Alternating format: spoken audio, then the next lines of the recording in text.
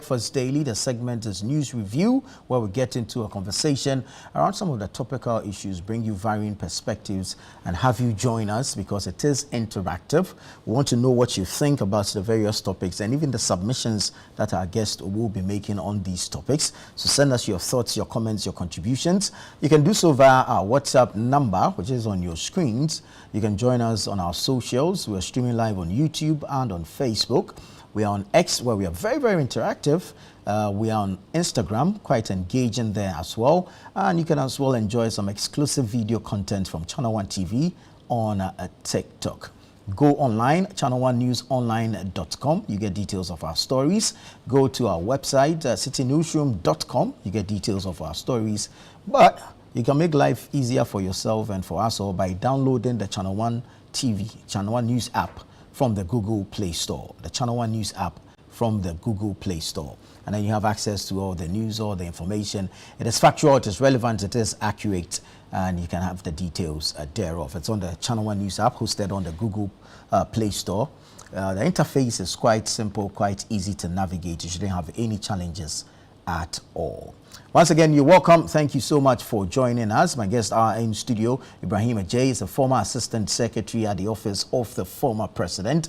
Elvis Dako is also here. He's the editor for the News Center newspaper, as well as newscenter.com, a web portal for relevant news. Gentlemen, good morning and welcome. Good morning. Good morning. Yes, good to have you. Ibrahim, how was the weekend? Weekend was fantastic. And I'll explain why. My daughter, Arado Tujana, was 6 years old yesterday. Oh, beautiful. So we had a very good time. Wow. Very good time. Yes, wow. Yes. We're happy for her and we wish her well. Thank you very much. The future is bright. Indeed, indeed. Elvis, what have you been up to? Oh, it wasn't that an interesting one. The media fraternity lost one of our most dedicated guys, Elom Edward Desewu. He is the founder of the Economic Times. Yeah, Economic Times. He passed and was laid to rest over the weekend. So Saturday we were at, they said they called the place Ablekumatigo. Ablekumatigo. They said, I've never been to that area. My first time of going, and Accra is big. If you see the city around Ablekuma, that area, you'll be... I was so much shocked. What's it with Ablekuma and these names? There's Ablekuma family. And Ablekumatiko. But the sad thing is that the development is facade. Still no proper planning. That is the biggest problem in Ghana. So I just want to commiserate with the family, the children he left behind.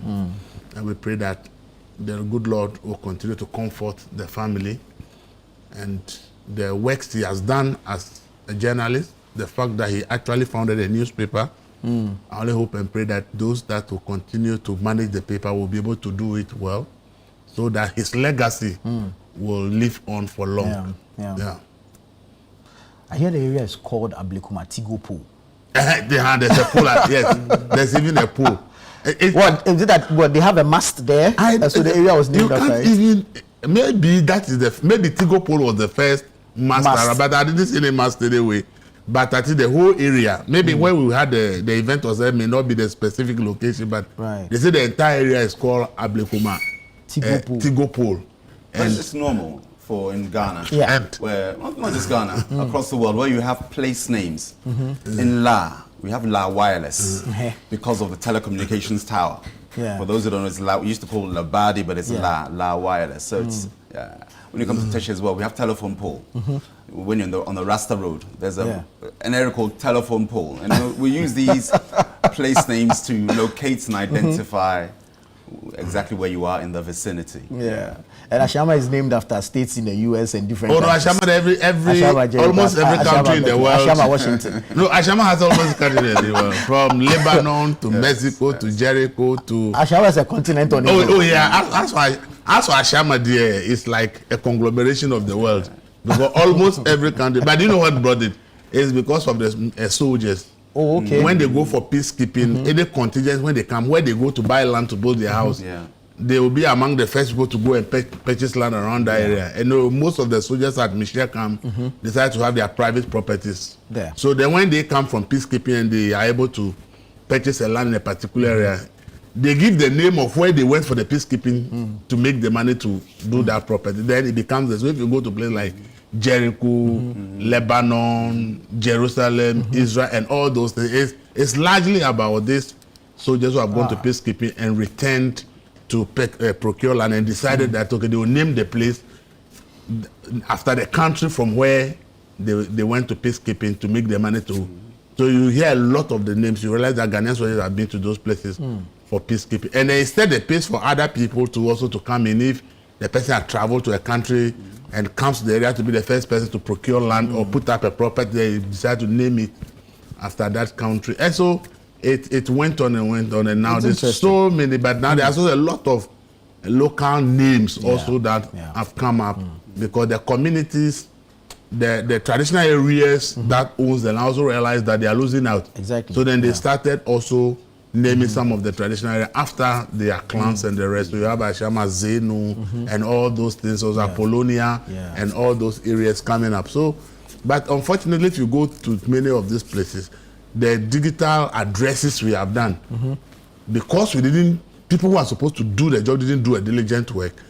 You may have the name this, maybe Tigo, as we said, but they will give a different name for the whole area. You go to our rural areas and names of foreign countries have been used to name our on the digital addresses. In the digital addresses, I don't know if you go around, if you go to the villages, you will be shocked. The name that you have nothing to do with the community. Really? I'm telling you. Oh, let the original correspondent do a report on this for you. It is so interesting. Wow. I'm telling you, it's so interesting. Go to Kanda, you see Sunyani Road, you see Tamale, you see just Kanda, you see all kinds of Sunyana Avenue, all kinds of different names. Kanda here. Kanda. You go to Kanda and check the digital address name. You ask yourself, why are we behind Jubilee House? And this is Kanda. Everybody in this place is the Kanda. And the names are from BA, North, and all kinds of places. If you go to rural areas, it's even worse. If you go to my hometown, the names that are used for the houses belongs to UK and other places. They have nothing to do with the community. No name of anybody in the community. The community name is missing. Wow. So you come to my hometown, I see the name of a building, and the community name is not even there. They just put some foreign name, and then they just put it and say that's the name of the community, and they use it to name buildings.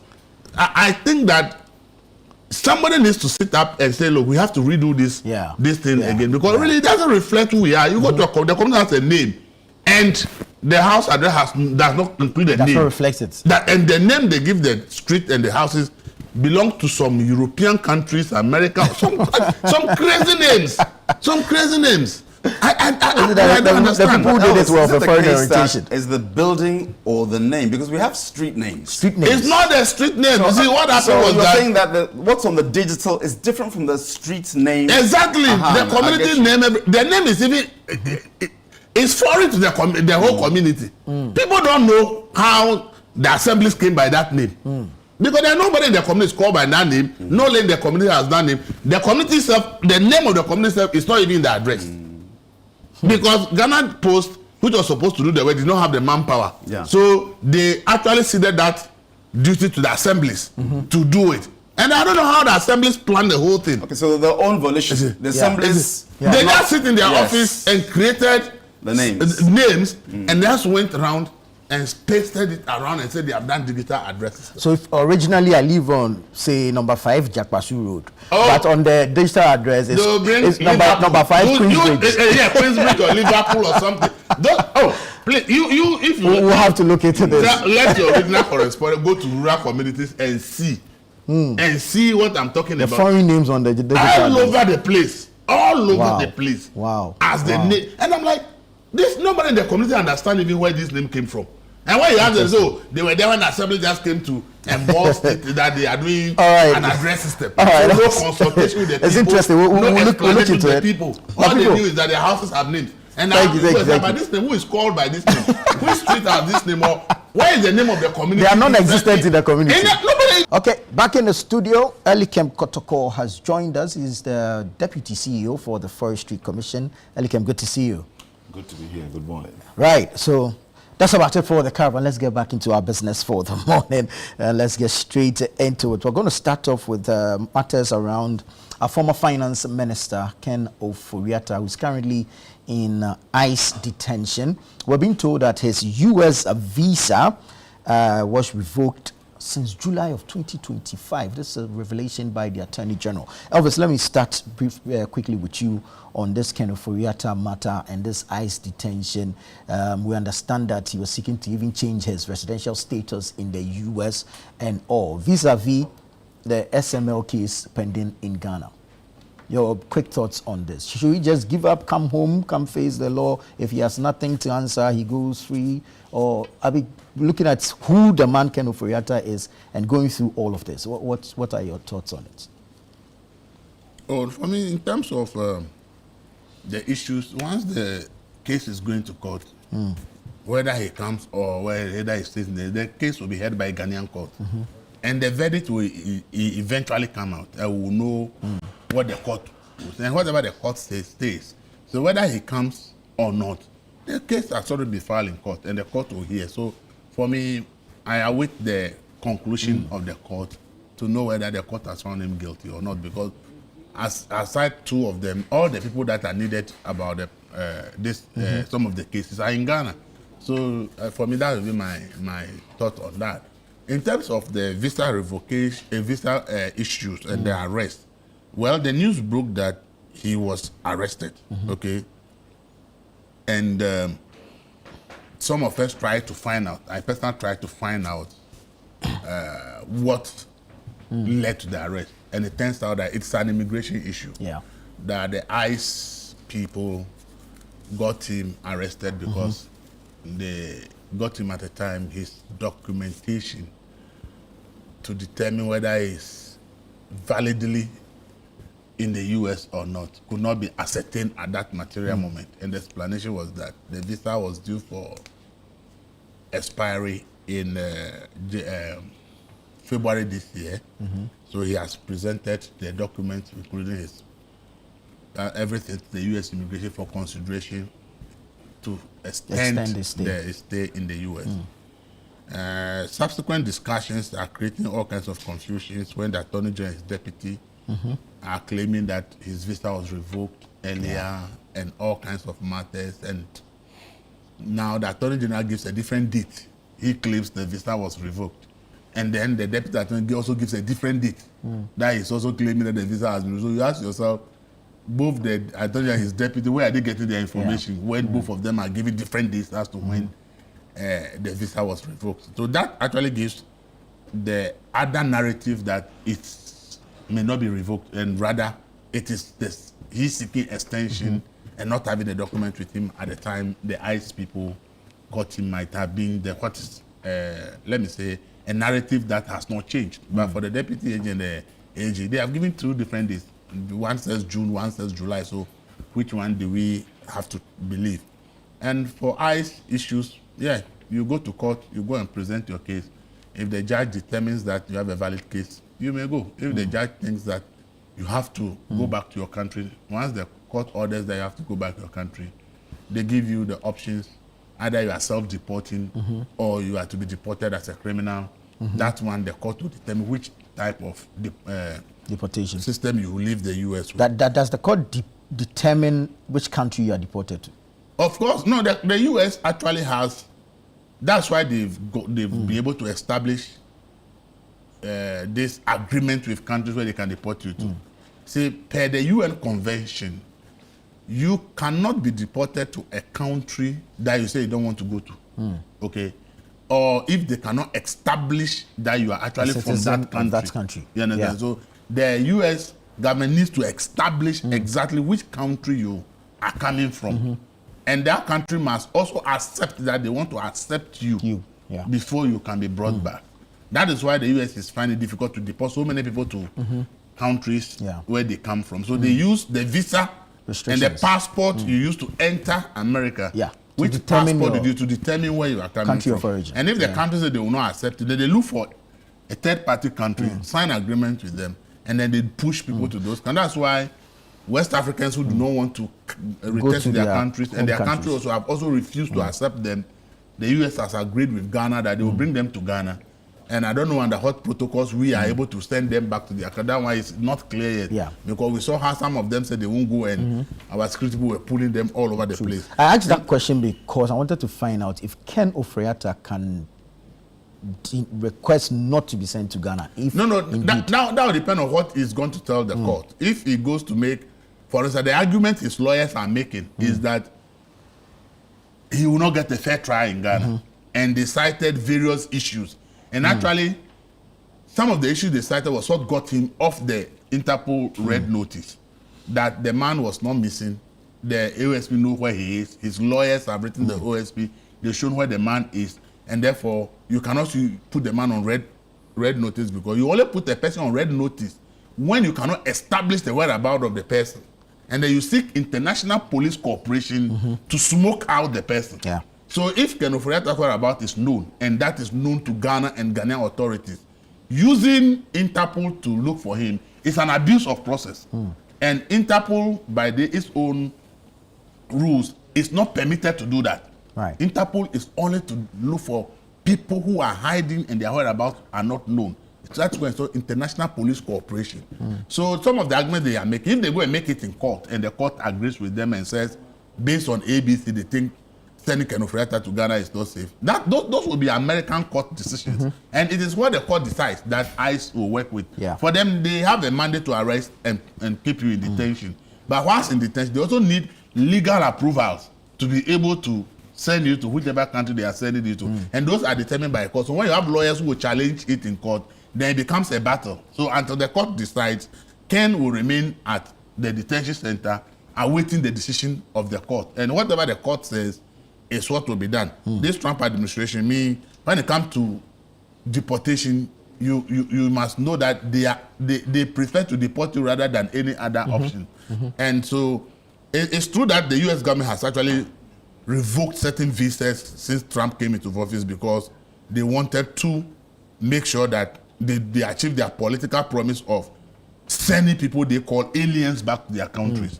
So some of the visa categories that the U.S. has actually restricted or actually revoked since they came to office for certain countries, it's a major focus with thousands revoked due to student visas. They revoked a lot of student visas because of, you remember the protests on student on campus about the Palestinian and Israeli issue.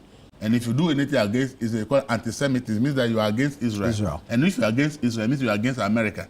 So because of that, they have revoked a lot of student visas. Yeah. They also have revoked non-immigrant visas, suspension of certain immediate relative, adoption and Afghan SIV visa under new proclamation. So because of Afghanistan, when the US went there, a lot of people who cooperated with them, they brought them to America for safety.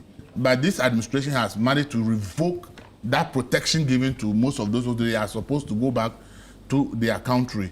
If you, the data I checked just 3 days ago shows that the number of people who have actually self-deported from US or have actually been deported is almost 2 million for the year 2025. Wow. It's almost 2 million for the year 2025. Then they also, non-immigrant visa B1, B2, FM, and J, suspended and stricter validity for 3 months, single entry for nationals from specific countries. I remember that this was applied to us when the US actually put us in that list until we went to negotiate and got our stuff out. So I don't know if Ken is holding any of these visas. And at that time that this ban was imposed in Ghana was when it's what the AG and the deputy are referring to as revoked of his visa, because the revocation is not like an individual, it is categories, and once it affects the category you belong to, that means that automatically your visa has been revoked. So I don't know whether at the time that the US placed us on that list that we are now going to get only 3 months visa, single entry validity. I don't know whether it is that what the AG and deputy were referring to, because a lot of those visas were suspended by the US government last year, and the workers' visa. So you see, the Ken issue, we need to get clarity as to whether it is that category suspension that the AG is referring to, or Ken as an individual has done something. Because before your visa as an individual will be revoked, that means that you have committed some serious crime in the US before a single person's visa will be revoked. Right. But they do what they call category revocations, which affects a large number of people. And as I said, we were unfortunate to land on one of the list of the single entry 3 months validity for about 2 or 3 months. We were on that list. Yeah. If around that time the suspension affected Ghana, that means that at that time Ken visa, but then we were restored after that. Indeed. Ghana has been restored. Indeed. So if even that was the case, when Ghana was restored, it will be deemed that Ken's visa has become valid again after the restoration. So I think maybe the AG and if they have any information aside what the lawyers of Ken are saying, then they have to come clean and explain. But that revocation at that time, did that affect existing visas or it was for new visas? No, actually it affected. That's what I'm telling you. This Trump administration, because one of their major campaign policies is about getting people they believe should be in the US. So when they came, Trump signed a lot of executive orders that affected revocation. So you are a student with a valid visa. They say they have revoked you. So you have to return to your country. You have a single entry 3 months validity. Once the executive instrument says that has been revoked and your country is on the list, it means that you are supposed to return your country. So people had valid visas in the US doing their business, but through one executive instrument, their visas were revoked with it. So it's not like because of you as an individual, but a category has been revoked and the countries affected. Your country is part of those countries. So automatically your country is part of those countries. It means that though your visa may still have 4 or 5 years on it, you have been revoked. So you have to go back to your country. So that is what the data says. So if the AG and deputy have any information outside what the lawyers are saying, then they have to let us have them. But until then, they have actually created a problem for themselves by giving 2 different days. So now trust issues for the AG's position of why Ken's visa was revoked, and they've not even be able to explain that it is because Ken has done A or B. That is why. Because this has nothing to do with the extradition order that Ghana has filed. No, this is a pure issue of immigration. So then, if the AG want to let us know what happened immigration-wise, then they need to come clearer. The dates are confusing. How was Ken's visa revoked? Did he commit any offense single-handedly, or at the time where Ghana was restricted to 3 months and single entry, was Ghana on the list of revocation among them? Because that category was also revoked for several countries. But I've never heard that Ghana was part of the countries that the revocation affected. If it affected us, then they need to come and explain that, because I've tried to find out. I've not seen Ghana being affected by that revocation at that material moment. Let me come to Ibrahim on this Ken Ofori-Atta, ICE, immigration. He's set to appear before a U.S. judge on, I think, January 20. Yeah. Your thoughts on this? Yeah, in terms of the revocation, now, yes, we're having different dates, but it doesn't underscore the fact or undermine the fact that there is a revocation. Now, what we need to understand is whether the revocation of Ken Ofori-Atta's visa was under INA, which is the Immigration Nationality Act 221, Part 1. If it's under that, it doesn't mean that you've done a crime, as Elvis mentioned. It just means either misconduct, possibly any serious offense, or ineligibility. That's what it is.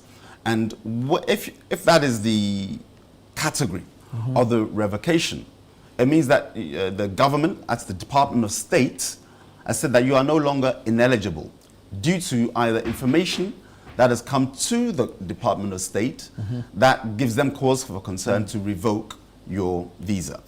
And when your visa is revoked, it's quite serious.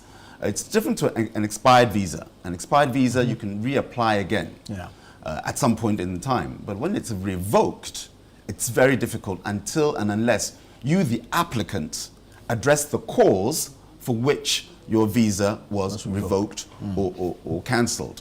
And what happens is when it happens, when your visa is revoked, then an NTA, which means a notice to appear before a court, that's the immigration courts, is then triggered.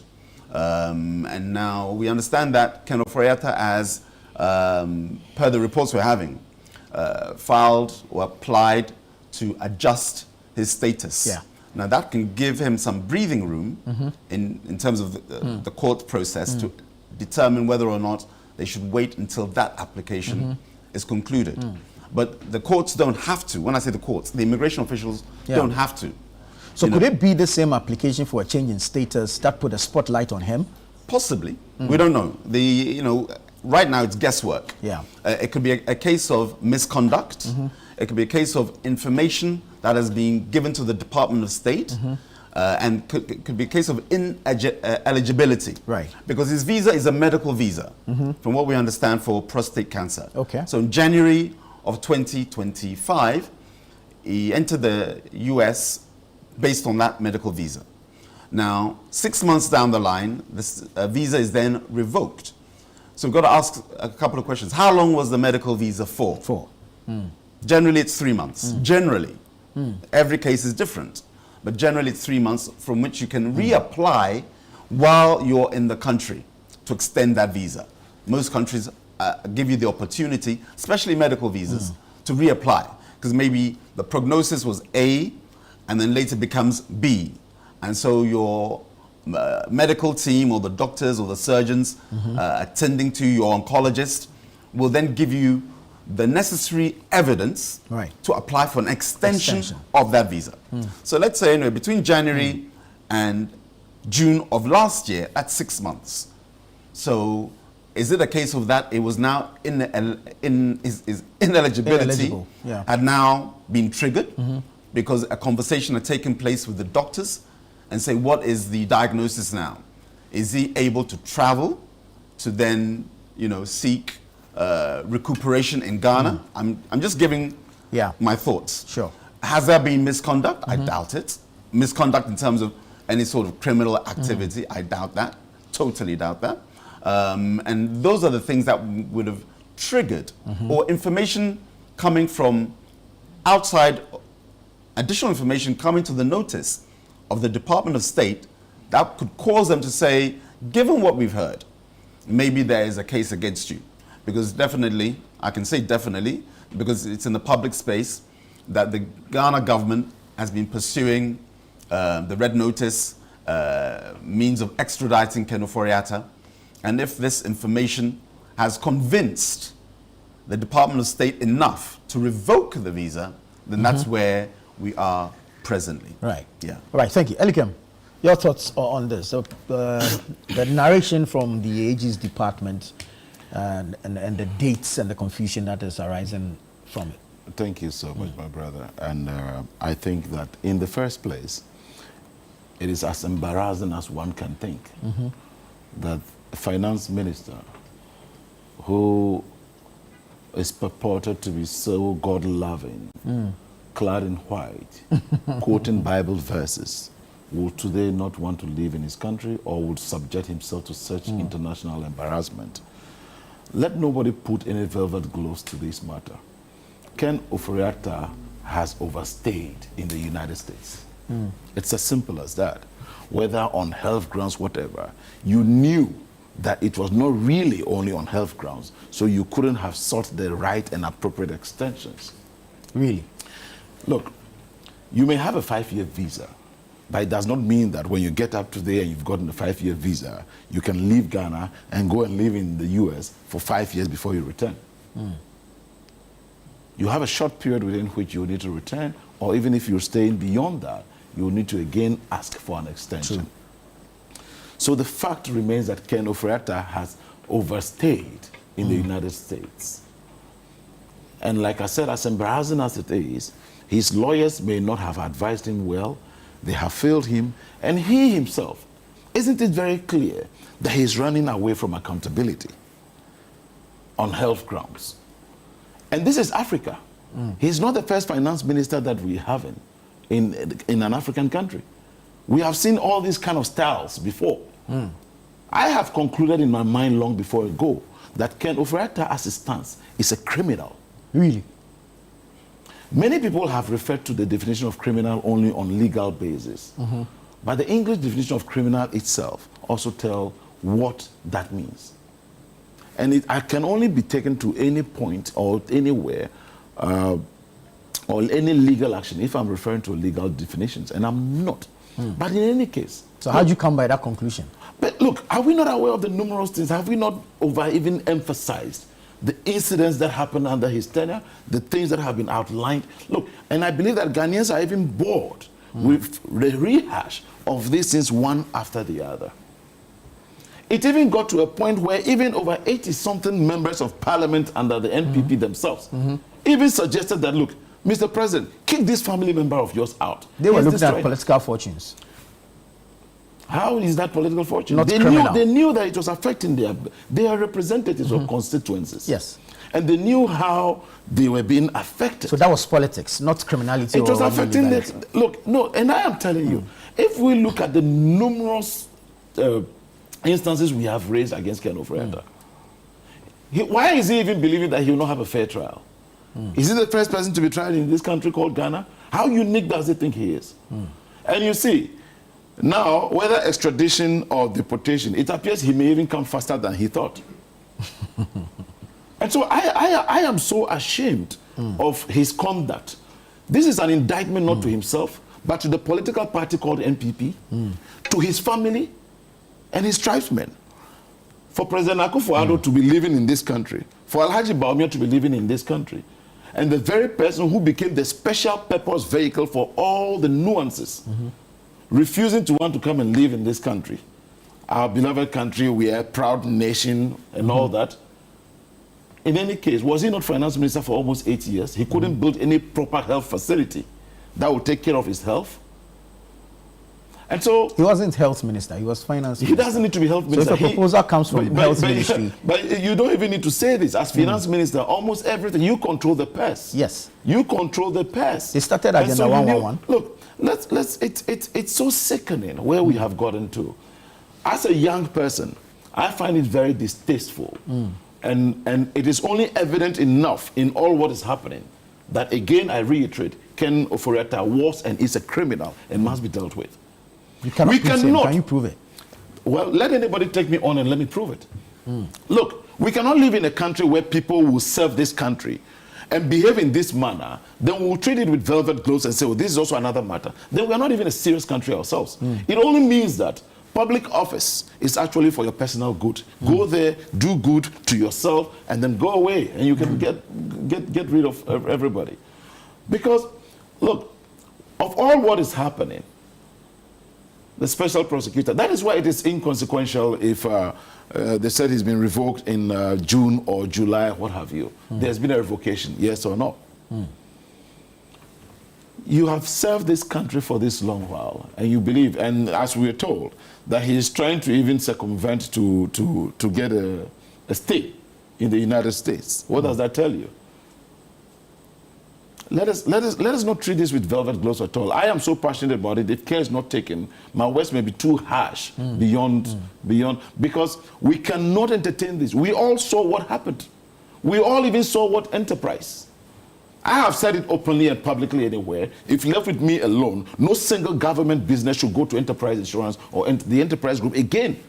Until further notice, I don't care what whoever says. Those are things I believed in. An individual took over the reign of that ministry and decided to destroy almost everything. Look at the gains we are making on that Atto-Forson. Imagine Ken Ofori-Atta was able to give us a scintilla of that, even over half of their tenure, for 4 years or even for 5 years. Imagine where Ghana would have been.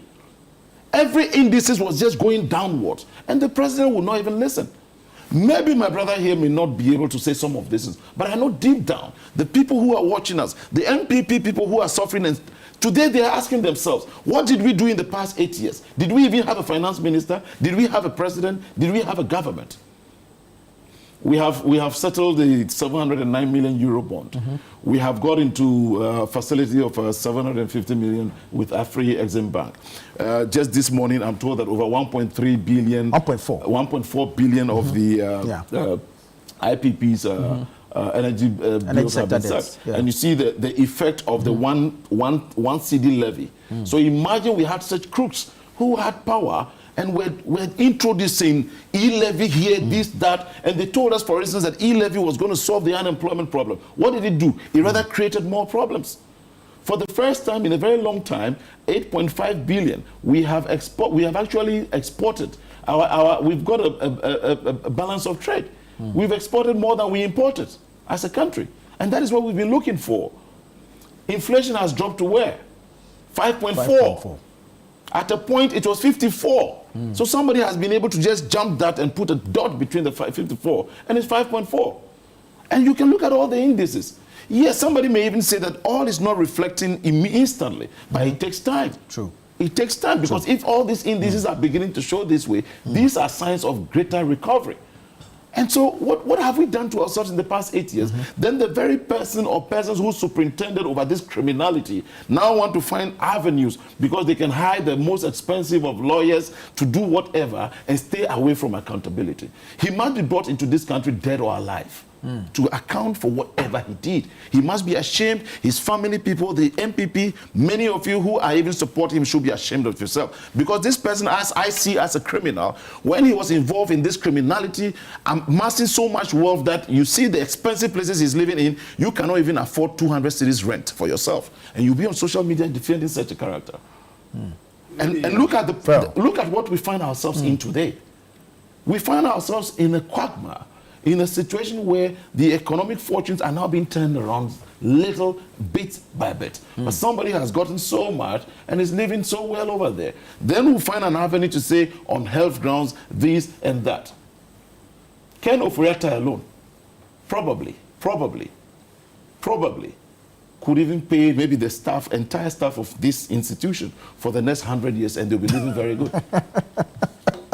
Elikem, thank you. Let me come in there for a second. Briefly. On Elekem's submission. He says that Ken Ofori-Atta was a Minister for Finance for almost 8 years. John Mahama was president for how many? 8 years. Was he? No, in the sense that he was vice president. I'm coming. He was vice president, okay, for close to 8 years, and then 6 months of that became president. Then he became president for another 4 years. Okay? So he's been president for 4.5 years and vice president for 8 years. In that time, what hospital facility did he build or fail to build leading to Professor Nana Opoku-Agyeman being flown out of the country? Elekem should answer that question. Somebody who's, and obviously made the point, he's not a health minister. He's not the president. I didn't know. But you can I always gave you the courtesy not to interrupt you. I gave you the courtesy not to interrupt you. All right. You know, you answer, I can answer. No, but I wanted you to flow. Okay.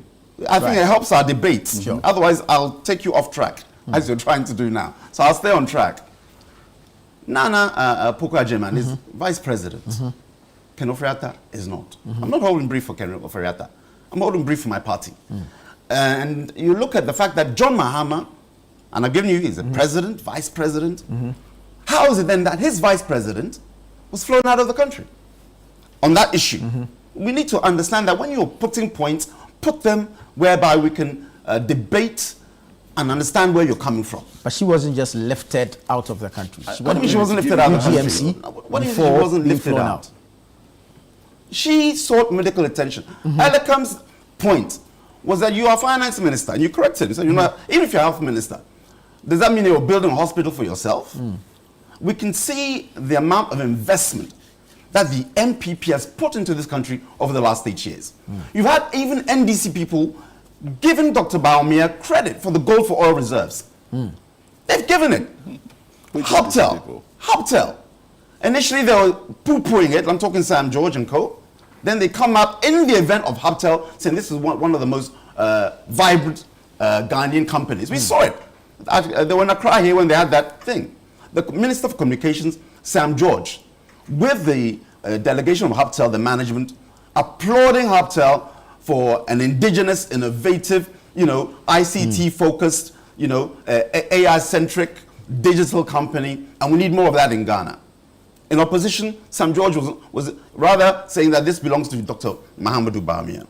Coming back to the issue now, in terms of the stabilization that we've seen, the economy went through a tough time in the second part of the MPP administration. I don't think anybody, if you're being objective as a politician or as a leader, would want to whitewash the challenges and the problems and the difficulties that the economy faced, not just in Ghana, but generally. But it was under our watch, and our job is to do what? Fix it. The debt restructuring gave us the platform to enjoy what we're having now. The IMF, and again, unfortunately, we went to the IMF. I wish we hadn't, personally, because we had this Ghana beyond aid, Africa beyond aid, and we should have stuck to that mantra. But sometimes there are background forces, let me put it that way, that will maneuver and cajole you and coerce you to go back to that wretched Bretton Woods institutions. Yeah, last week I was saying that the only country, three, but one of them in Africa, who has not taken an Ethiopia. And see how Ethiopia is so vibrant now, economically, in terms of all the indices, education, transportation, energy, without an IMF loan. But coming back on track in terms of what I'm saying, we're debating here about Ken Ofori-Atta, and Elekam's at liberty, given where he is and his party, to open that area to somehow impugn in terms of MPP's stewardship and link the two together. And you are absolutely right to do that, because I do it as well. When we came to power in 2016, 2017, we came on the back of agriculture with a deficit, and agriculture is what the country depends upon. Yes, we have gold, and we, again, under MPP we found oil, but agriculture is our cocoa, literally and specifically. Agriculture fell by 3.6% under NDC. Fisheries, same, 2.8%. As I'm talking, please fact check. I'm talking 2017. They left a mess under the same John Dramani Mahama, then president. We had what? 100,000, what do you call it? Graduates with an unemployed graduate association. They left the educational sector to tatters, and the results are there. I would say that if you want to complain about WASI, the outcome of any good educational policy is the results, generally.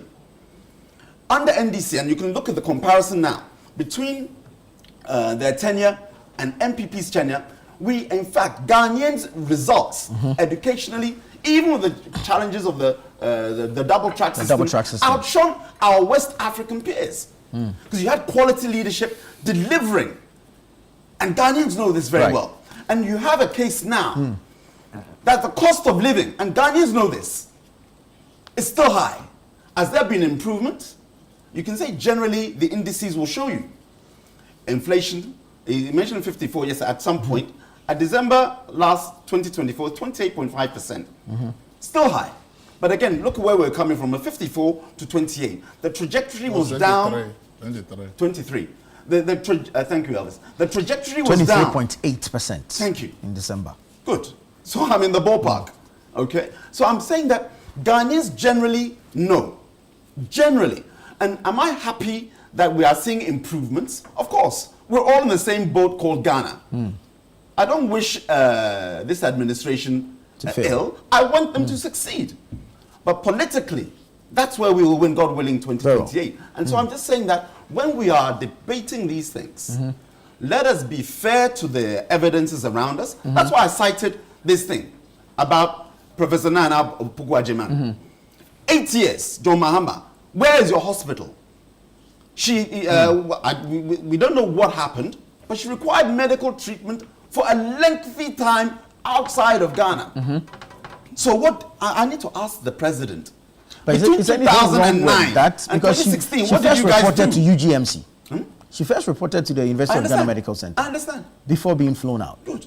So if a condition requires... Your point is that we don't have the facilities. The facility exists, perhaps the expertise. Oh, so that's where we are. That's your opinion? Is that your opinion now? Perhaps the expertise. So I can say the same thing for Ken Ofori-Atta, that, the facilities exist, but the expertise don't. Or perhaps preference. I prefer to be treated outside. But I'm just giving the example. Yeah. I'm trying to be fair in my submission here. Yeah. That sometimes let's stay on message. Because when we do this, what did you do? What did you do? Comparisons. Yeah, it doesn't help. Show where there are lapses and argue those points. Very well. That's what I'm saying. Very well. And Ghanaians know that generally. And this politics is cyclical. Today you're on this seat. Yeah. Next I'm in this seat, and it happens. That's how Ghanaians keep the politicians in check. True. So don't think that you it will make sense to come back to Ghanaians will bring you back down. But if I do that, then I'll be leaving Elvis out of the conversation. So let's hear Elvis briefly, and then I'll come to you. We have to accept as a country in the Fourth Republic, we have an economic crisis every 8 years. when the Kufuor administration took over from Rawlings, inflation was of over 40-something%, right? We say Rawlings destroyed the economy, destroyed the country. But today we see a lot of Rawlings projects and development, and after we castigate and say he destroyed the country. Yeah. Kufuor came, he lifted us from that situation, took us to HEPEC. We have about half of our debts forgiven. We only didn't do debt exchange at that point, but we have all half our debt forgiven. 2007 economic crisis around the world sent everything Kufuor achieved almost down. Yeah. When the Mills administration, they say Kufuor destroyed the economy, Kufuor destroyed the country. Today we sit and say, oh, Kufuor brought health insurance, Kufuor did this, Kufuor that, we talk about it. But the same Kufuor immediately left off. We said he destroyed the country because a new government came and they said, oh, they came to inherit mess. Okay?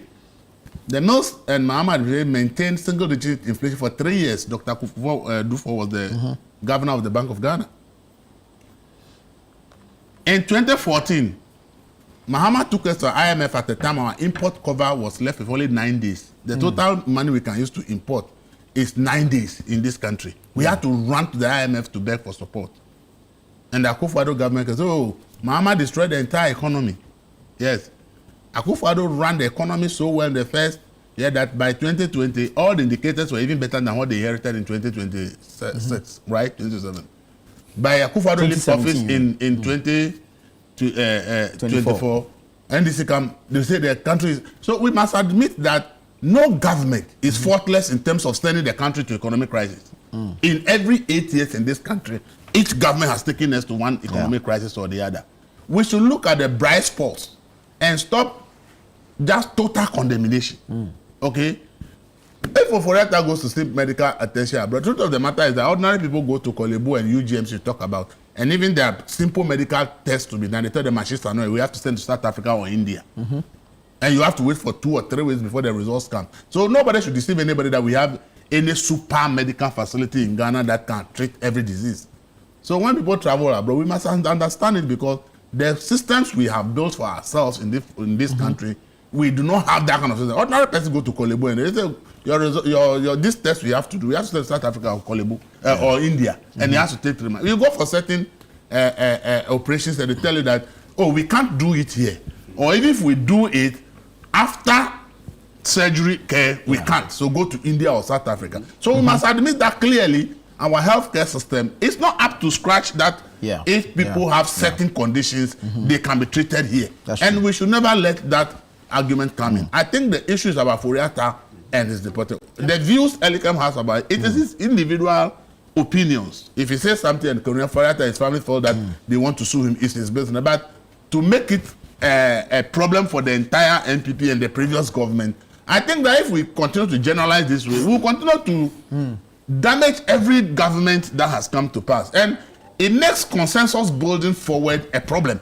And for me, I always say that where there's a problem, say it. When there's no problem, say it. Ofori-Atta was finance minister, we have not been able to build a hospital that can solve our problem. He has to go somewhere because he has to be alive. It's somebody's life. Life is not replaceable. Just as Ibrahim has said that Jenana, I don't have any problem with Jenana being thrown out because the condition at that time requires certain things that Ghana cannot offer her. So we have to take her along. Do you want to sit up for our vice president to die? No, I will never support that. So we have to send her to a place where she can be saved and she will come back. She has back. She's now everywhere doing her work, serving the country. So this idea, we should just try and admit that here we have not done well. How do we make sure that maybe in the next 10 years, those conditions that we are sending people out, we will be able to do it? So when it comes to government first, you enjoy a lot of plaudits and you take the pride. It's good because when the problem comes, you are the same person to blame.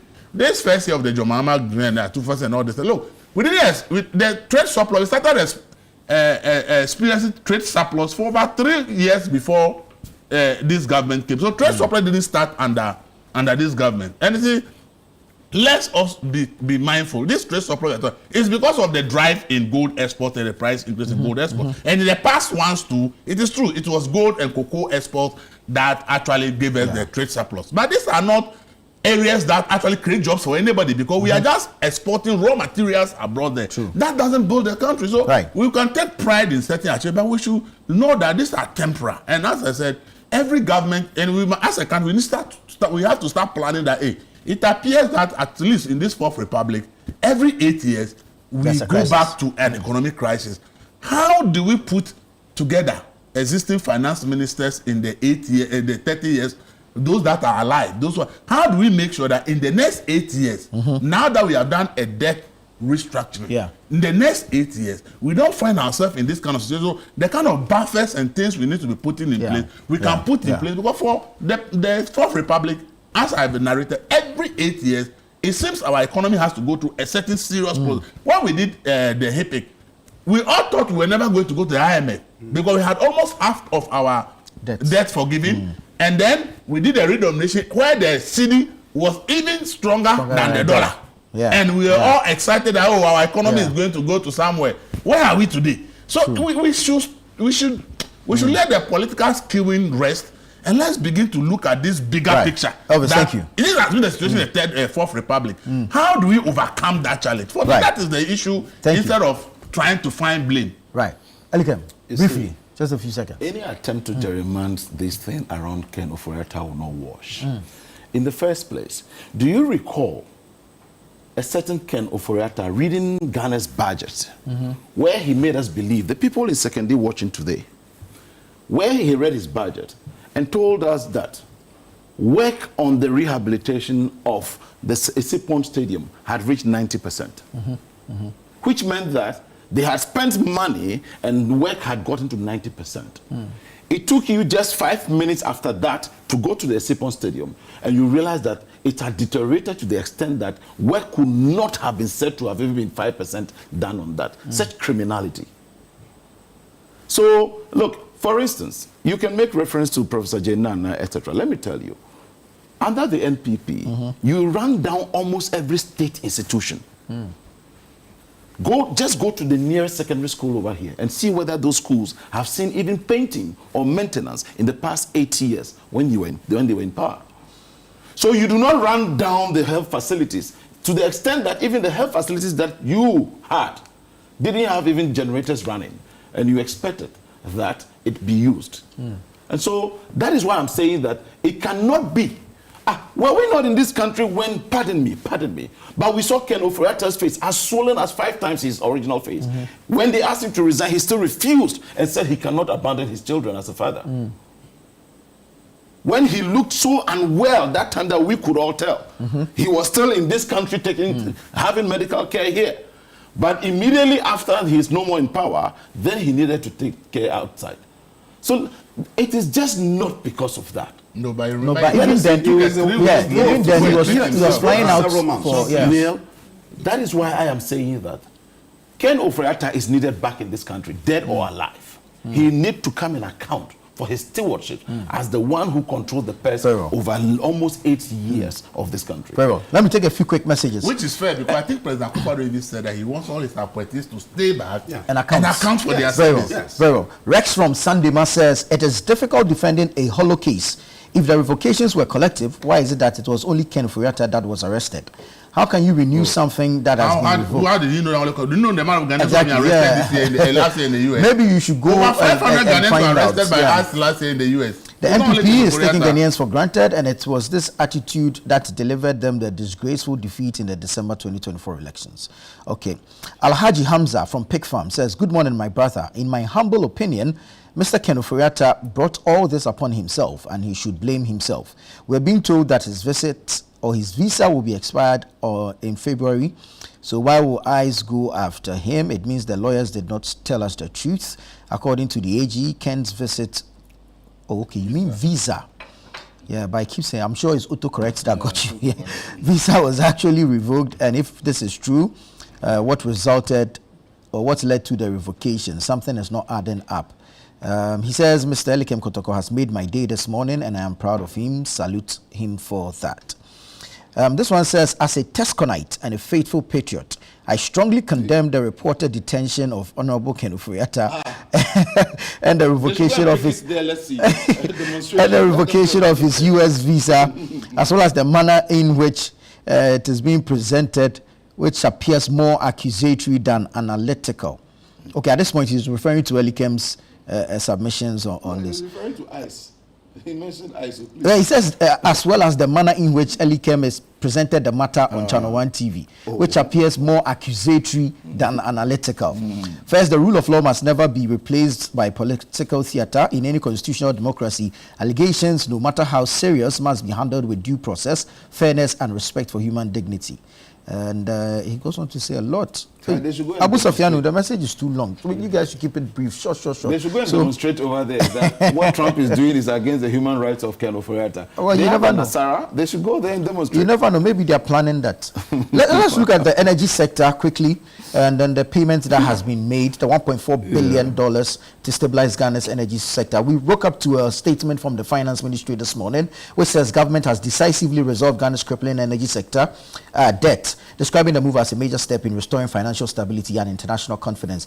In a statement released on Monday, January 12, the ministry stated that as of December 31, 2025, the John Mahama administration had repaid a total of $1.47 billion to rescue and reset the energy sector. And according to the statement, when the president assumed office in January, the sector was on the brink of collapse due to years of non-payment of gas supply to the power sector from the offshore Cape 3 Points field.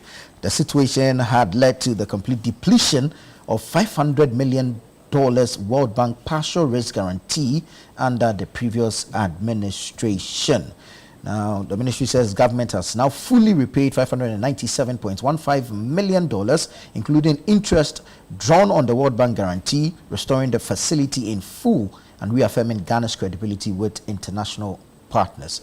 So, Elvis, quickly from you, what do you make of this payment? This is good for us. And of course, does it reflect the 1 CD energy levy? Oh, sure, of course. They got some money from there. It's good news because energy is everything. The economy will collapse without energy. So if we owe energy suppliers and we are paying, it is very important we pay. But I don't know this 1 billion payment. I think the ministry, that's why I say, like, when you tell us the bigger picture, it helps.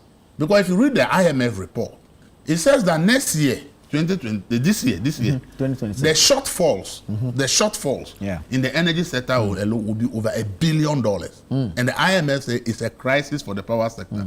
So once we are paying a debt that is there, we should know that there's a problem. Look, it's a, as I said, let's do a total analysis of this Fourth Republic. And then we will begin to solve problems permanently rather than this piecemeal approach. Look, before time, what happened? We had to go and buy generators that were later told by Dr. Rekubobe that in his assessment the generators were toys because we had serious crippling power issues. The Mills time when we were told that where some ship has destroyed some West African gas pipelines somewhere, we stayed in Doomsfall for almost 4 years. Because of and most of the doomsday was simply because we didn't have money to pay the power generators. True. It wasn't because of the plants were not there. You understand it?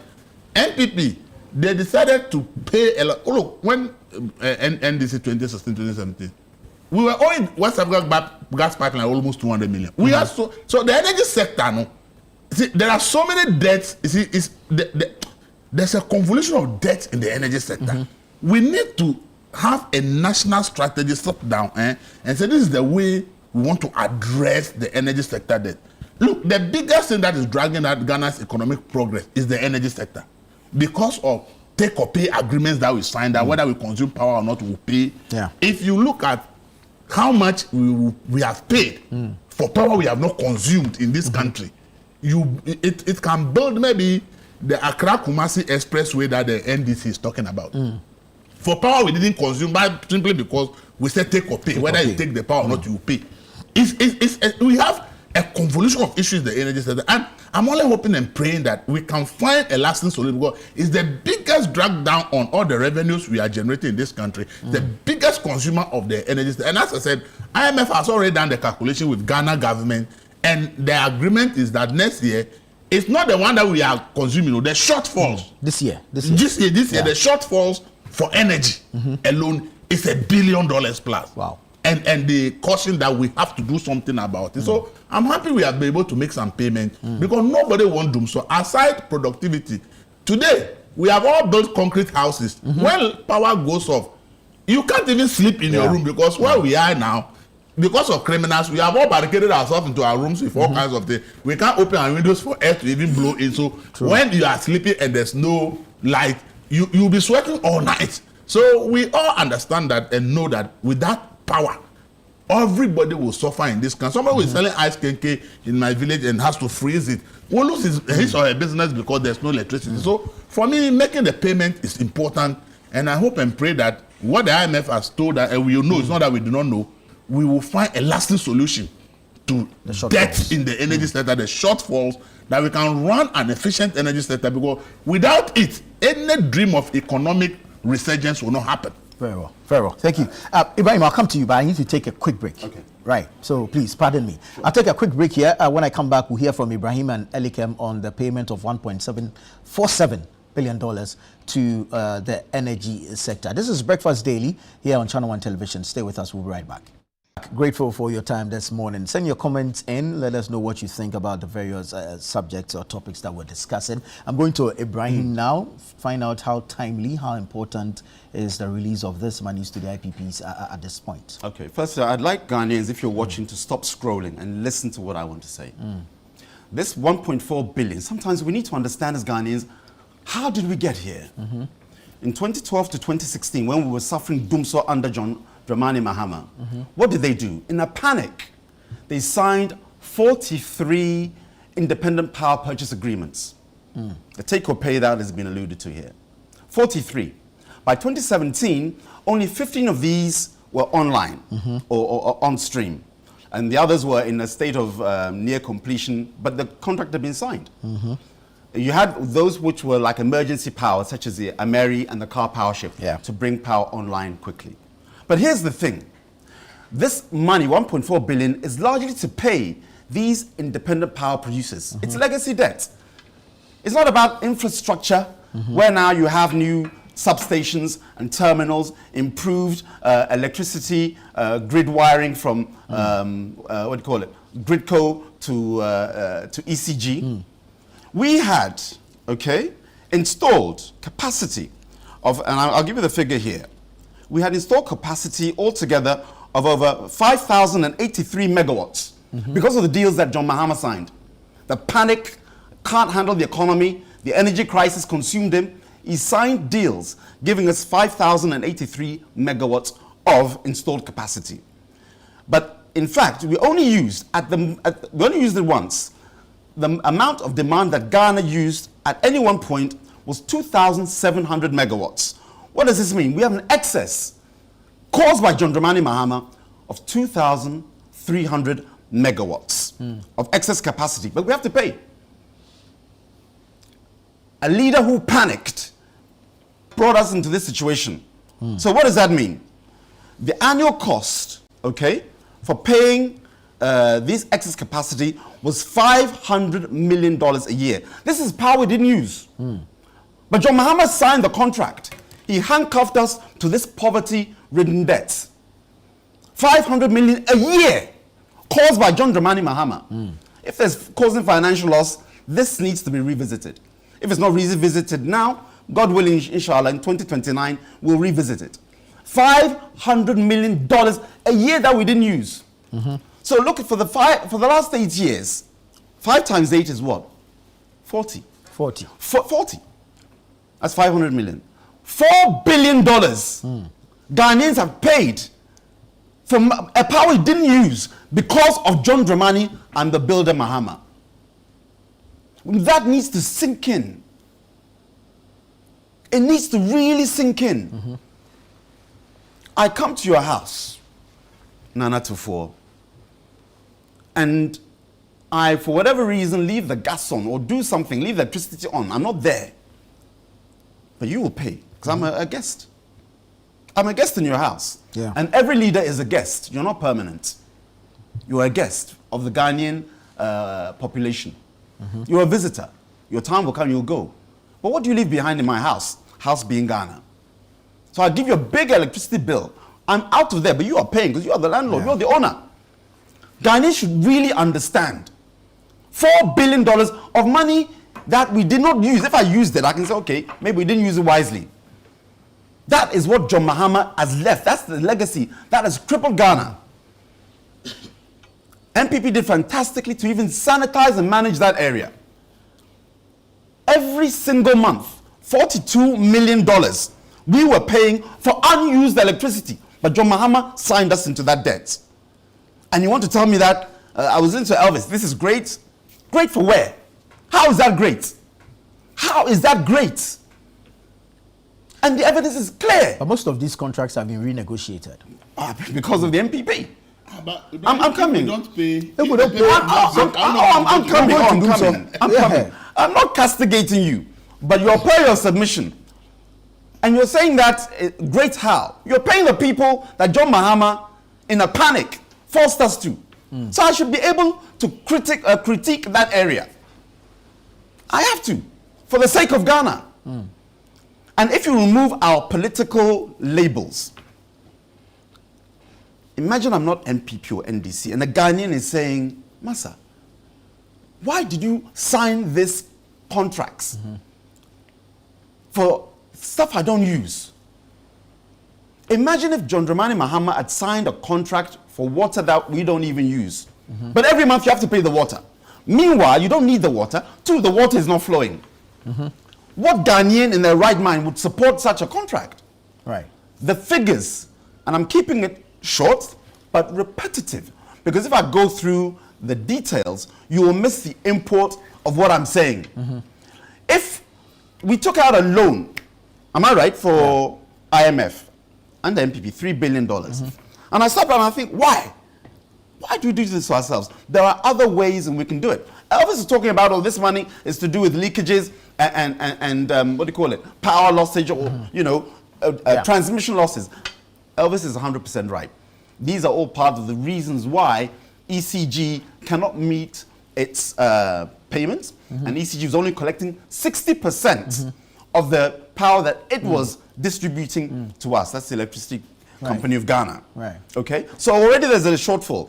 ECG is giving out 100% of power, but in terms of revenue, only 60% of it is coming back, constantly at a deficit. And again, just to add on, ECG is taking the power in dollars, but selling to us in cedis. Yes. So there too, there's a shortfall. Yes, yes. And which is why now you're looking at, again, what Dr. Mahamudu Bawumia brought in, the gold for oil reserves. Where now we're no longer chasing dollars. But now we have a gold, which is a unit of currency. Gold is fiat. And that fantastic idea is now what we're enjoying in terms of the city stabilization because of Dr. Mahamudu Bawumia.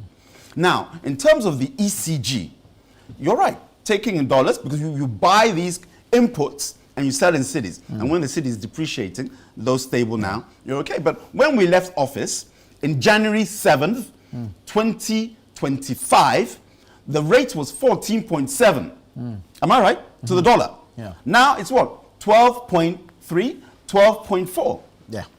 So where are we now? Having spent $10 billion, NDC, to stabilize this economy or the city, where are we? A year down the line, under MPP is 14.7 on January the 7th. Google it now.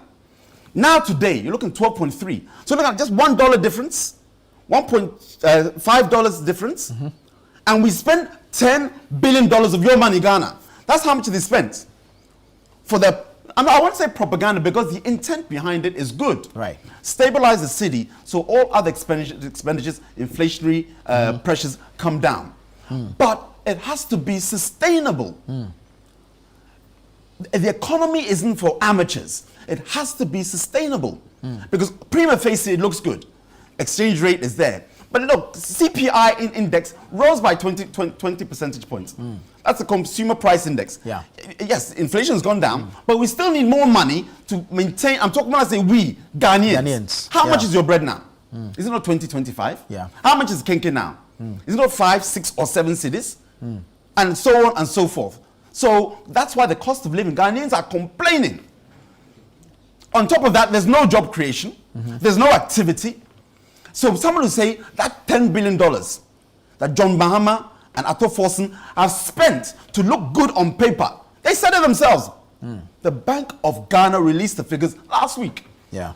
And kudos to Honorable Kojo Oppong Nkrumah, who opened up and exposed what was happening. And they're saying, oh, sour grapes. So look at the reality. And Ghanaians should understand that's your money. Yeah. Then you come and give us what? 1 cedi what? The energy levy. The energy levy. Now, petrol has come down. You see, when I attack, I'll also praise. Has petrol not come down? It has. It has come down. Significant. And so that we give credits. But you've got to look at the value chain of that. Somebody who doesn't use petrol, myself, Elvis, you, Elicum, we buy petrol for our cars. Somebody in a trotro doesn't. But indirectly they do. I'm coming. Yeah, but indirectly they do. But I'm just saying they don't feel the pump. All they feel is when the GPRTU increases the prices. Or when they go to buy. Or when they go to buy. So while you look good, and as I say, you give credit where it's due. Prices, inflation-wise, are stabilized. Yeah. So it hasn't gone down, but the speed of which it has been going has stabilized. Why? Again, look at the foundation for this. It's Dr. Mahamudu Bawumia. It has never been done before in Ghana. But we said, look, we're sitting on gold. We actually dig gold. So we don't have to look for gold. And then that can be our buffer against the exchange rate excesses, which now NDC and Ghana, all of us are enjoying. In terms of the, but I've given it, so what happens if by, God forbid, but in February next year, when they recalibrate the import of our visitors from America, you know, the JJCs, you know, the expats, and they look at the pressures on the dollar, and then in February, it tells you that our exchange rate now is now 13.7 to the dollar. Again, I'm praying against it, but that's the trajectory is going upwards, exchange rate wise. Yeah. Okay. So you say, so we spent $10 billion to stay in the same place? How many factories could we have built with $10 billion? How many hospitals that he wanted Ken Ofori-Atta to build so he could have the cancer treatment here? How many schools? How many roads? It's $10 billion, Ghanaians. If your salary is low, we were going to talk about pensions. And in order for pensions to increase, your salary has to increase. True. How much more salaries? How much more inputs? Could we have gone into vertical farming? We spoke earlier off camera that Dawenya and Ashaiman and Nkrumah had designated those areas for farmlands to feed Accra. Now they've all been urbanized. So where can we grow? We can grow up. Vertical farming, remember on your show, I did spoke about that. I mean, $10 billion is no joke. It's nearly, if we were back to our 10 regions, $1 billion per region. The impact is fantastic. Very well. So who calls them? John Dramani Mahama. Again, Ghanaians offer botwe tie na pamucho ofane.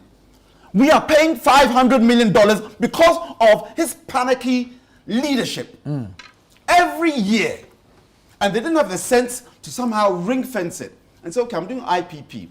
But this take or pay is subject to X amount of years. It's not there. It's for ad infinitum, for forever.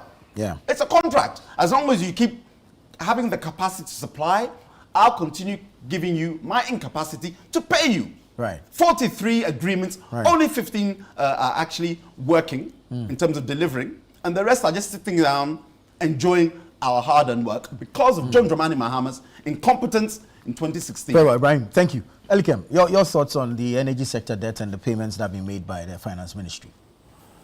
I am happy seeing Ibrahim try so hard. It's effortless. It's effortless. I'm not trying hard. And it's very effortless. You effortless. see, in the first place, let me put this right. You are in the media space, so is Elvis. Do you recall that in the People's Manifesto in 2020, the NDC spoke about the gold board?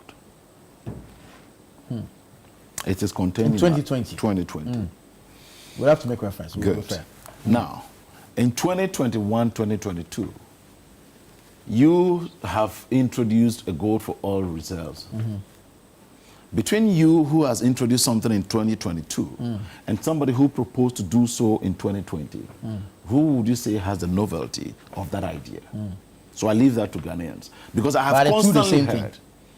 have constantly heard that Alhaji Bawumia is the originator of this gold for reserves and all of this gold for what have you. All just in the bid to say that the gold board that has been established was riding on the semblance of what they had introduced. But this was something that was contained in our manifesto as far back as 2020. Number two, When the NPP took over and Napo was then the energy minister, they kept running around with this figure that over 43 PPAs were signed, agreements were signed. We have asked them for them to produce those 43 agreements. Up to date, they are scratching their heads, but they are again beginning to now come up with the same tricks. If Ibrahim will, next Monday, if he will come here, he should get all the 43 agreements and present them here on your studio. One of the most shallowest of submissions I have heard from the NPP constantly has been that we have excess power, or we had excess power. Let's even assume that it is true. Togo is in need of power. Burkina Faso is in need of power. Côte d'Ivoire is in need of power. And you sit here and you're saying that you could not go to your neighboring countries to negotiate, even if there was an excess power, for them to actually have that. Right. Indeed, it tells you the kind of leadership we had for that period. Let's just assume that was the case. Are we doing that now? Are we selling to Togo? And where is the excess to be doing so? We have always had that agreement with them. But if you are saying there's excess, what prevented you from increasing the capacity you were giving them? And Ghanaians are watching.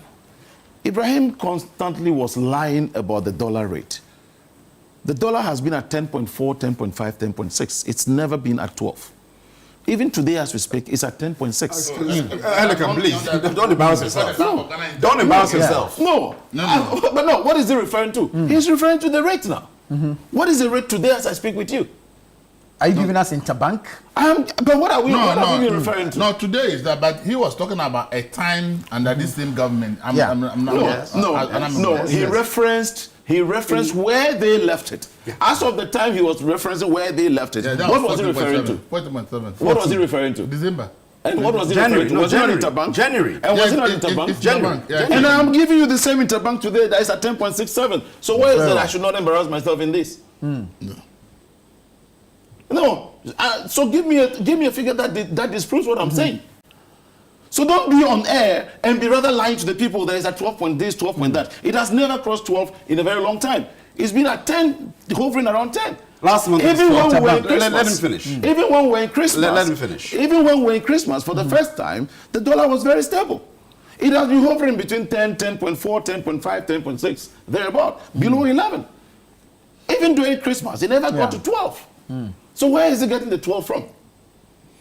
You get my point. So I do not find this. And in any case, he again said that they've been paying 500 million, whatever, and so far they paid, how much? Did they say 4 billion or something? Over the last 8 years. Can you give us that evidence again of when? Are you aware of this government paying that 4 billion or so in the past 8 years when they were in power? So how did this 1.47 generate at all? Were we not in this country when the PPAs, the IPPs, sorry, when the IPPs were in arms saying that they were going to shut down because they were being owed? Did we not know that you owed them from all of the time you were in power? So what are you talking about? And it's as if Ghanaians just came from Mars and we are not aware of the facts as it was in the past. And I get surprised because it only tells me one thing, that the NPP does not know why Ghanaians gave them 38% at the polls. 38%. Not 41. Why from the 41? So if they had 41, then the NDC had what? No, but that's 41. It's 41. Right. And the NDC had what? 41. John Mahama. It's 41.67. Yes. And John Mahama 53. I think 53.4 something. Yeah. So that is what they want us to believe that. So they do not know why the Ghanaian decided to give them they that. want us to believe. No, it's EC result that is actually gazetted. I'm referring to the reasons why. Because the kind of things the NPP says is just a rehash of the same old propaganda that they have thrown out there to the Ghanaian that never resonated. I am asking for the 43 agreements that they said was signed. And you see, anybody who does not understand the energy sector may easily say something, oh, he signed take or pay agreements. Tell me a single take and pay agreement that you signed in the 8 years that you were in power. Energy sector agreements are not like going to the grocery shop to just buy toffee.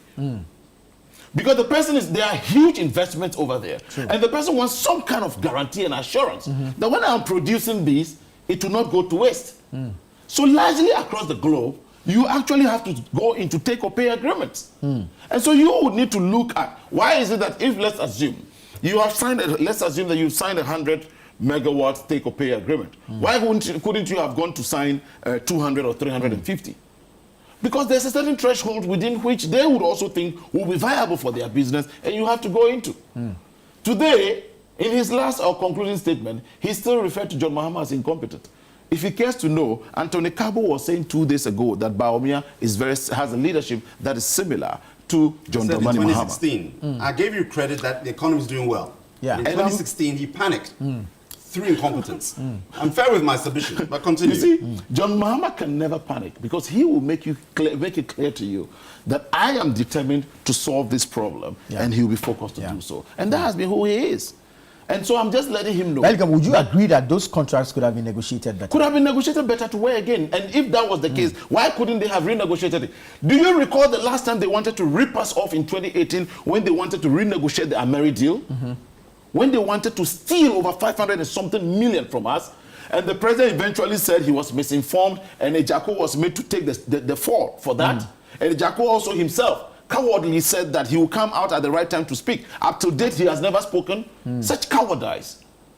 So we have not forgotten the things that happened in the past.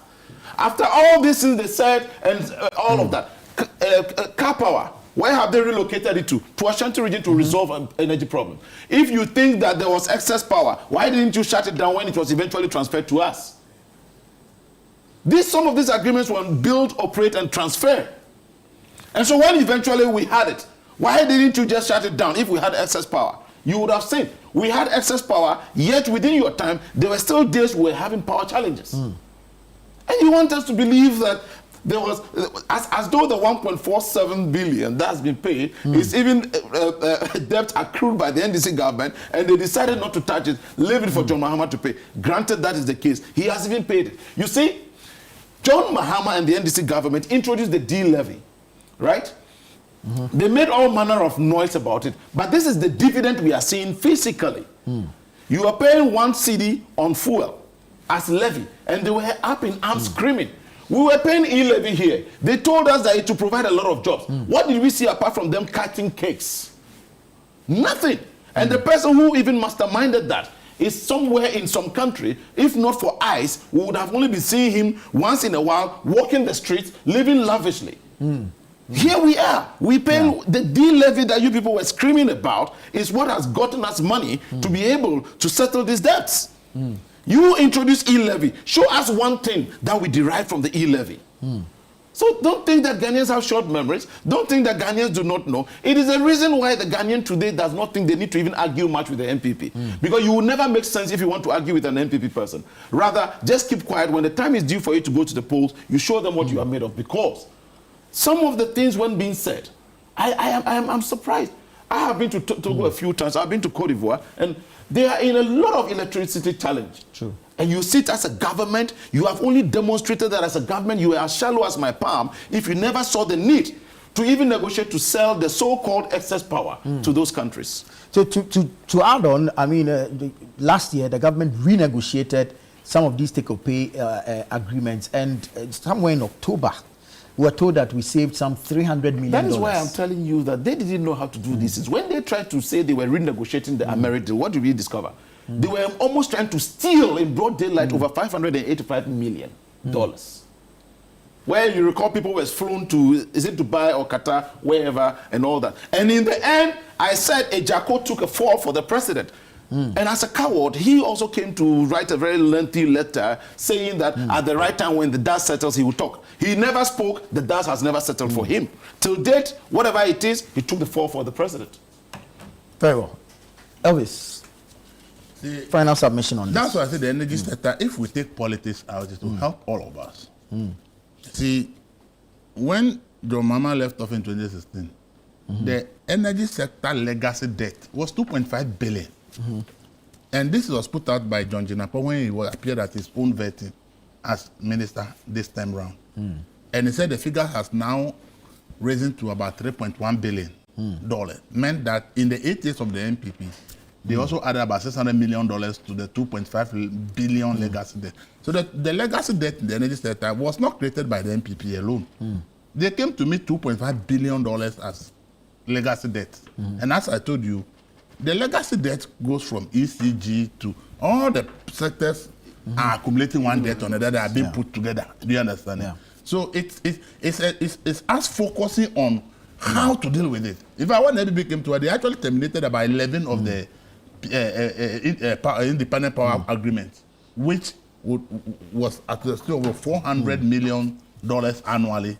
And they believe that if they had not terminated that, the cost in the lifespan of the project was even going to be higher. That's why I'm saying that let's not do too much politics with the energy issue, because let's look at the real one issues government in the or the other, the debt keeps increasing. True. And it's about how we can make sure that it becomes so efficient that we cannot accumulate debt. Because what we call energy sector legacy debt is outside what we pay them monthly. True. So this 1.4 billion is not part of what the government is paying these IPPs daily. This is a debt that we have accumulated in the past, and we are reinvesting and say, leave it, we'll find money and pay. So that is different from what we have to pay them every month for what they're actually generating now. So in the energy sector, if you look at it critically, we have a serious issue. So let's all try and find ways of fixing it once and for all, because as I said, it's the biggest drain on the economy. 1.47 billion. Yeah. A government that finds that money, imagine if he wants to do the big push, want to invest that money in book. Look at the kilometers of road that money could have done. But it's a debt that has been hanging, and we keep paying, and then it keeps increasing. That is the interest as you pay the thing, because you are using the power every day. So as I said, let's look at this energy sector issue anybody. I know at 247 and everybody knows that the biggest drag on the economy and the biggest headache of a government now is the energy sector. True. If you are able to fix the energy sector, all other sectors will be moving. Look, 1.4 billion. Which hospital do we want to build with global standard if we can put $1.4 billion and we can't build it? Do you understand? Would have got one that would take care of Ken Ofori-Atta. We'll take care of almost everybody. So we should all recognize that in terms of the energy sector, a lot of issues are there. Let's hope we need to sanitize that sector. That's why I always say that. I've said this over. I said we need thinkers for the nation sector by sector. Some people handle the energy sector under Mahama one. Some people handle under Kufuor. Some people handle under Atamot. Let's put all of them together. Can't we put all these people together, Charlie? This thing is a national problem. It's not about NDC or MPP. All of us have handled this sector, and we all know the nuances of how this is happening. How do we fix it once and for all? We are always like the government in power should just decide how they want to fix it. That is why we are where we are. But I believe that in the 30 years or so of Fourth Republic, if we can begin to say appointees that have served in these sectors with some experts joining them and form standing groups and say we want to fix sector by sector problem. You are the people who have handled it before. We are adding these experts to you as group. Think for the nations and come up with lasting solutions for our problem. That's the only way we can stop going to the IMF. But if we want to be doing it government by government, the truth, one government can, no single government can have all the solutions to our problem. And we will also be going back to this problem. But Nana Tufo, to latch on to what Elvis just mentioned, yes, it's a good call. But we need to understand how we got where we are. That doesn't mean you stay in the past. You use the past to inform the future. And what I was doing per my submission, it's fact. It's the not only the honest reality, it is the reality. We, under John Dramani Mahama, then president, signed over 40, and he's asking me to bring evidence. That's for evidence of the I'm coming. Contract. You know, we sat in this studio, many others, where this information is in the public purview. And you know, it's in the public purview because, why do I say so? Google right now, Ghanaians. How many IPP agreements did NDC sign between? You say, are we not all using? Come on. It's the same thing. I'm coming. Elegant. Let's allow. You know, we have a few seconds to go. Good. So just so when you see that we signed 43 deals, of which giving us a capacity of 5,083 megawatts, of which we only use 2,700, and we pay $42 million every month since 2017 for power we don't use. And you know, we just need to understand that. It may hurt Elikem when I give him the historical facts. Yes. Yes, because, you know, you're very emotive, which is good. It's necessary. But that's the reality. And, you know, I was giving you an example of I come and stay in your house, I use the electricity, and you pay the bill. Somebody signed a deal which is not fit for Ghana, and we are paying for that. And so suddenly when you come back and pay, you are paying a debt you caused. But he's saying they export the excess and make money from it. No, that argument is, let's be careful. See, I said let's fix the energy sector issue comprehensively. Okay. And stop this back. And you know, I didn't say that you're signing and this. I'm just saying that I understand. We've gone past that. Yeah. So let's deal with the problem we have now. So let's solve the problem. Because I said if NDC left 2.5 billion, you want to put the power on, so you spend so much money keeping the power. But NPP also added over 600 billion. We are $3.1 billion as legacy.